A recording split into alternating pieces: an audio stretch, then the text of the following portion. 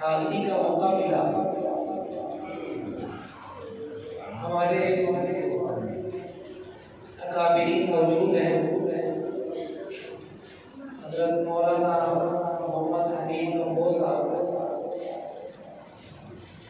और इस इलाके के मारूफ व मशहूर कई उलमा के उस्ताद हज़रत मौलाना मोहम्मद अहमद खान साहब की तशरीफ फरमा है। मैं कोई तकलीफ या कोई वायद करने का मेरा कोई इरादा नहीं है। इरादा ये है कि हम आपस में मुज़ाकरा करेंगे। तफसीली बयान तो हज़रत मौलाना मोहम्मद अहमद खान साहब का होगा। माशाअल्लाह बड़ा इस्लाही बयान होता है। मसला हमारा बयानात रोज की बुनियाद पर हमारे यहाँ होते हैं, हम सुनते हैं। उलमा में, खुतबा में, वाइज करने वालों में, तबलीग करने वालों में इजाफा होता जा रहा है। बुराइयों में, गुनाहों में, मुआशरे में, जराइम में दिन ब दिन इजाफा होता जा रहा है। यानी जो हम सुनते हैं, हमारे जो सुनाने वाले हैं, या तो हम उनको अहमियत नहीं देते या हम उनको सुनना नहीं चाहते, मजबूरन बैठते हैं। हमारा ये जो आज का प्रोग्राम है, ये रबीउल अव्वल के माह मुक़द्दस के हवाले से है।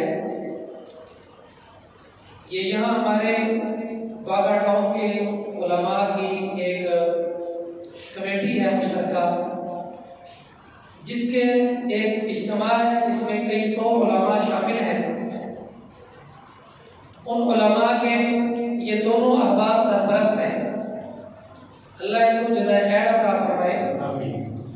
इनकी सरपरस्ती में आपके बागा टाउन में तकरीबन सीरतुन नबी सल्लल्लाहु अलैहि वसल्लम के मौजू पर 60 के करीब प्रोग्राम हो रहे हैं। परसों मौलाना मोहम्मद अहमद खान साहब हमारे पास मौजूद थे नज़ीर गार्डन में। हमारे करीब मस्जिद है, मैं लेट पहुंचा। तो यकीन करें, अपनी गाड़ी में गए, अपनी बोतल पानी की साथ लेके गए और वहां इज्तिमाई खाने का नज़म था। खाना भी नहीं खाया और वापस घर तशरीफ ले आए। ये जो हमारे यहाँ सीरतुन नबी सल्लल्लाहु अलैहि वसल्लम, सब बुलंद आवाज से कहें सल्लल्लाहु अलैहि वसल्लम।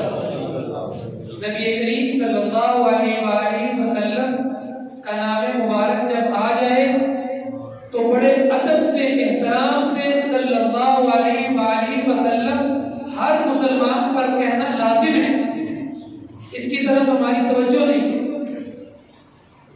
सीरतुन नबी सल्लल्लाहु अलैहि वसल्लम समझाने के लिए, ये उलमा जो अपना वक्त, अपनी जान, अपना माल खर्च कर रहे हैं, उसकी कुछ वजूहात हैं।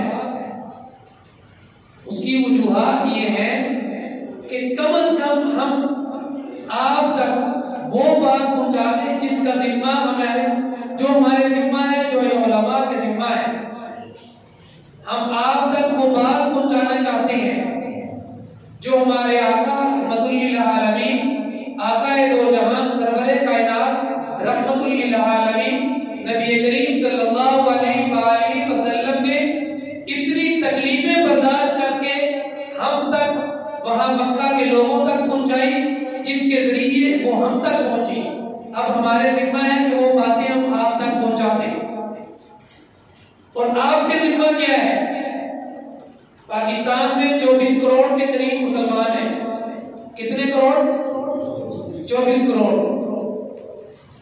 लाखों की तादाद में मसाजिद है। जुम्मा की नमाज में हमारे यहाँ नमाजियों की तादाद 10% नहीं होती। कितने फीसद?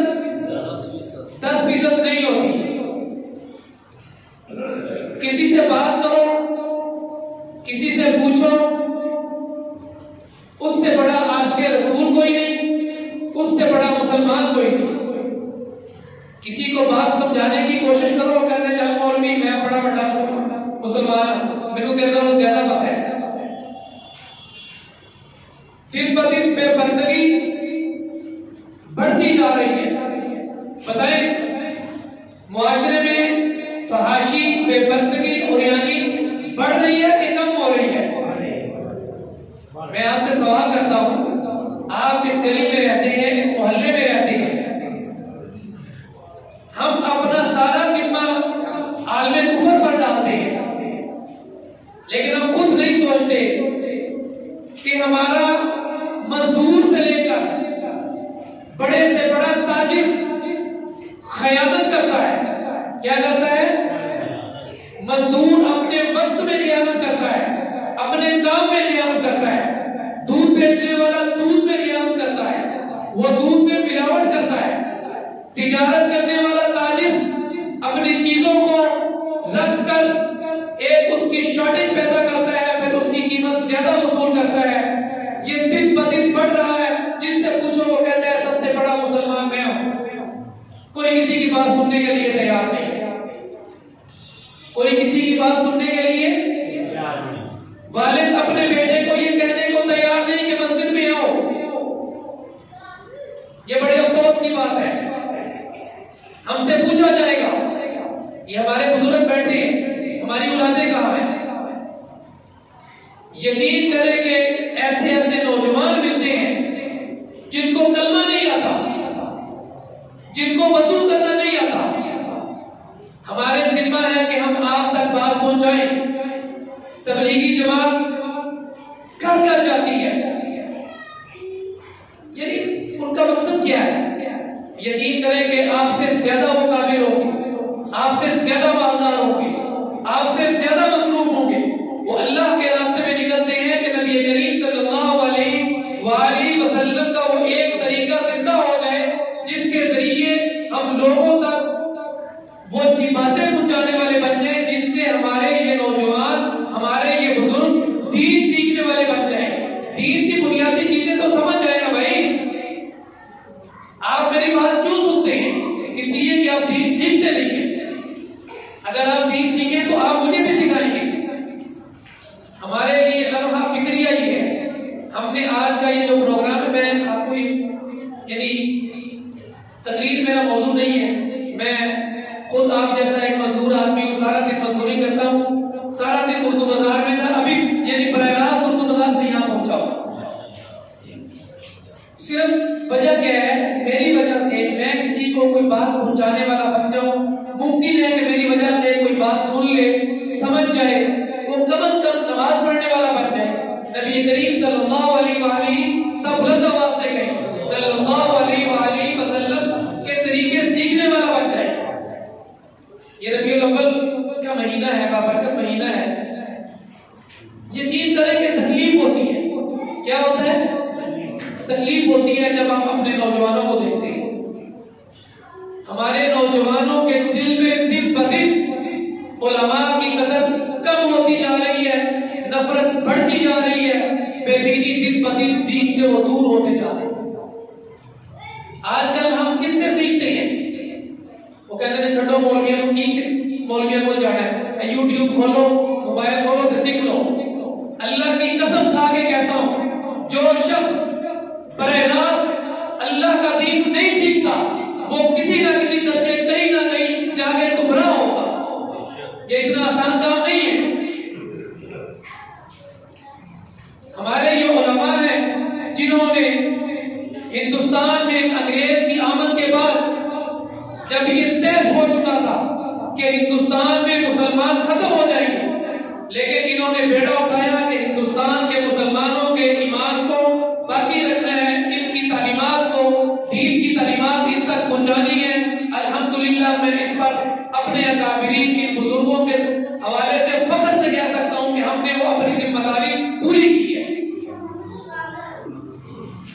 तुर्की नाम सुना है आप लोगों ने, रोज देखते होंगे आप कोई दीन के बड़े ठेकेदार या बहुत बड़े मुसलमान नहीं है।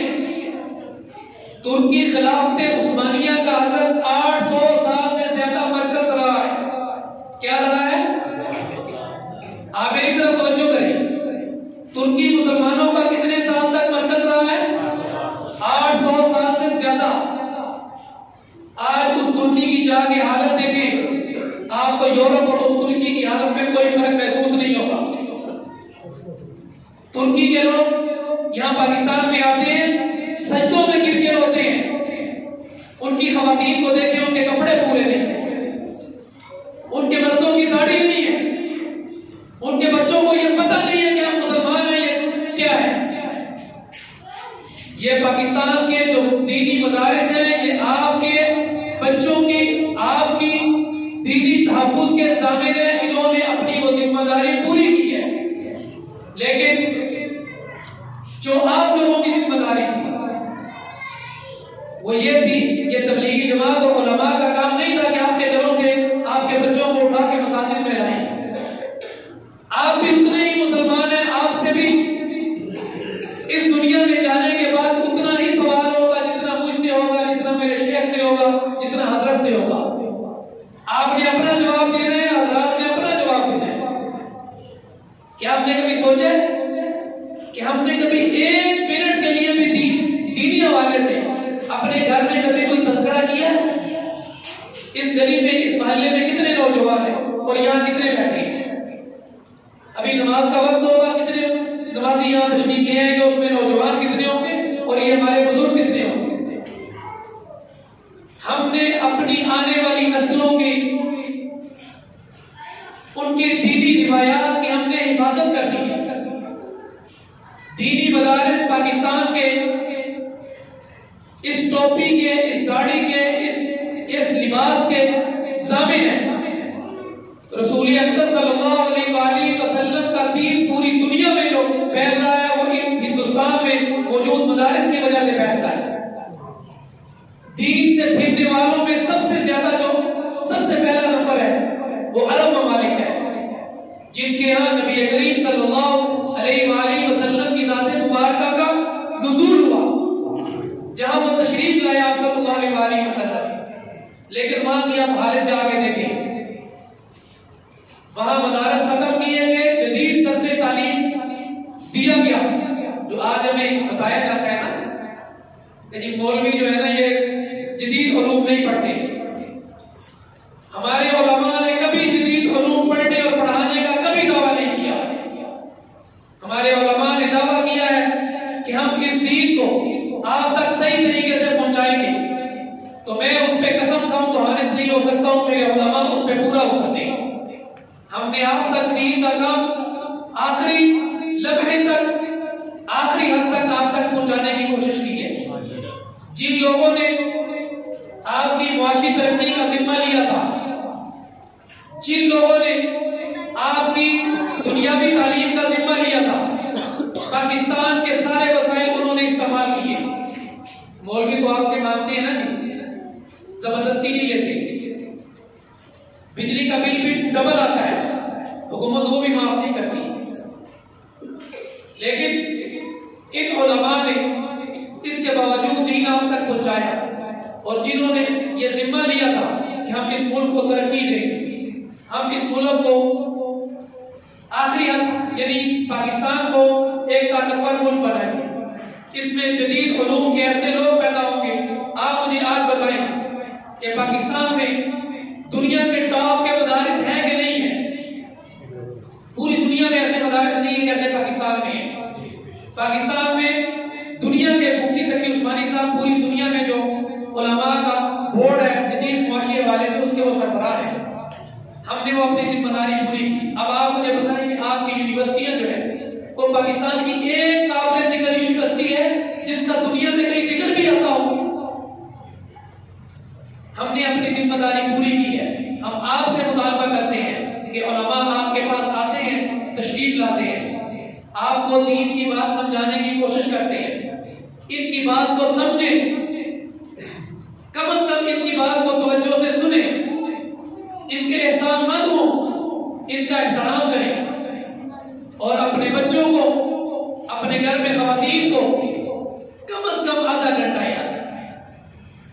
यानी दिन में आधा घंटा, मुझे भी इस पे एहसास है कि हमें भी अपने घरों में दीनी उलूम के बारे में बात करनी चाहिए, लेकिन कम से कम हम अपने घरों में आधा घंटा अपने बच्चों को देते हैं कि यार आओ बैठो अल्लाह के नबी की प्यारी बातें करें। हम नहीं देते। यकीन करें कि ऐसे ऐसे लोग हैं जिन्होंने जिंदगी में कभी कुरान नहीं खोला। हमारे पास वक्त नहीं है, जब बन जाना है ना तो मेरे भाईजान कुछ भी पता नहीं चलना, 1 सेकंड लगना है, चलता फिरता जाओ यार उन्हें उठ के कैसे भागे, कुछ भी साथ नहीं लेके जाना। ये अभी वक्त है कि अपने आप को यानी अपने आप को दीन के लिए कम से कम इतना वक्त करें कि आपके बच्चे जो है वो मस्जिद आने वाले बन जाए, वो दीनी तालीम सीखने वाले बन जाए, उनको कुरान पढ़ना आ जाए, और आपके घरों में सुबह फजर की नमाज के बाद कुरान की तिलावत के मामूल हो। मौलाना के पिके में जाते हैं, मेरा मकान में मकतबा भी है, एक बंदा 60 कुरान लेके आता है। बड़ा हैरान किया यार ये क्या मसला है। मैंने एक बाबा जी से पूछा यार 60 कुरान आपने क्या करने, सेल करने हैं, जाके हदिया देने हैं, क्या करना है? उसने कहा भाई जब मैं घर के लिए लेके जाऊँ, क्या कर रहा हूँ? यानी केपी के पख्तूनों की एक रिवायत है, यकीन करें कि उनका यानी बददीन से बददीन आदमी भी फजर में उठेगा, बाजमात उठेगा, उसका सारा खानदान उठेगा, उसके घर के सारे अफराद उठेंगे, सवाल पैदा नहीं होता कि वहां फजर की नमाज में कोई सोया नहीं। और नमाज के बाद 80 साल 90 साल के बूढ़े से लेकर 5-7 साल के बच्चे तक कुरान लेके बैठे हैं। यकीन करें कि उनकी जाके जिंदगी देखें, हमसे बहुत खुशहाल जिंदगी गुजारते हैं। पख्तूनों का मजदूर भी हर रोज गोश्त खाता है। हम बहुत मेहनत करते हैं, अल्लाह के कुरान से कटे हुए, अल्लाह के दीन से कटे हुए। यकीन करें कि लोगों के घरों में चूल्हा नहीं चलता। दीन के साथ जुड़ जाए, उलमा की बात सुने, उलमा के पास आकर बैठा करें, अपनी मसाजिद को आबाद करें। मैं इंशाल्लाह अपनी बात को आखिरी उस तरफ ले जाता हूँ। ये थी मेरी वो फिक्र जो मैं आप तक पहुंचाना चाहता था। आप हबाब के जिम्मे ये बात है कि अपने घरों में जो नौजवान है, जब एक नौजवान आपसे मांगता है कि अब्बा जी मुझे मोबाइल चाहिए, तो आप उसको लेके देते हैं। यानी आप कितनी भी मुश्किलात से गुजरे, आप अपनी औलाद की जरूरियात को पूरा करते हैं। इस जरूरत के बारे में पूछा जाएगा कि आपको जो औलाद मिली थी उसकी तरबियत का, दीनी तरबियत का, ये नहीं पूछा जाएगा कि आपने उसको कॉलेज भेजा था, यूनिवर्सिटी भेजा था, आपने उसको मोटरसाइकिल मैकेनिक सिखाई थी, मजदूरी सिखाई थी, ये नहीं पूछा जाएगा। आपसे पूछा जाएगा कि आपने उनको दीनी इल्म सिखाया था, आपसे जरूर पूछा जाएगा। जब आप अपने बच्चों की इतनी जरूरियात पूरा करते हैं तो कम से कम उनको नमाज के वक्त जबरदस्ती लेके आया है। वो मस्जिद में ना आए तो उनसे नाराज हुआ करें। कोई ऐसा वालिद है जो मस्जिद में ना आने की वजह से अपनी औलाद से नाराज होता हो? इसको अगर ऐसा कोई वालिद है, अल्लाह की कसम है उसका माथा चूमने के लिए तैयार है। नौजवानों का, यानी नौजवान आ नहीं रहे हैं, उसकी क्या वजह है? हमारे बूढ़े भी तवज्जो नहीं करते ना, खुद मस्जिद आते हैं, अपनी औलाद को नहीं कहते, अपनी औलाद को उठाते नहीं। तो अपनी औलाद को मस्जिदों में आने वाला बनाएं, कम से कम उनको इतना दीन सिखाएं, उलमा के पास बिठाएं कि वो अपने ज़रूरियात जिंदगी का दीन सीख सके। यही सीरतुन नबी सल्लल्लाहु अलैहि वसल्लम की बुनियाद है, यही सीरतुन नबी की बुनियाद है। तो इस बुनियाद पे सब अमल करेंगे। यानी अगर हमने आज से ये नियत कर ली, ये देखिए मैं यहाँ आया, अगर मेरी बात से कोई सीखता नहीं है तो मैं समझूंगा कि मुझ में कोई कमी है, मेरे बोलने में कोई कमी है, मेरे इखलास में कोई कमी है। अब आपसे दस्ता गुजारिश है कि खुदारा अपनी बेटियों के सर पे दुपट्टा दें, उनको नमाज का पाबंद बनाएं, अपने नौजवानों को मस्जिद में लेके, जब वो मस्जिद में आएंगे तो इंशाअल्लाह उम्मीद है कि वालिदैन के फरमाबरदार भी होंगे, वालिदैन का अदब भी करेंगे, वालिदैन का एहतराम भी करेंगे।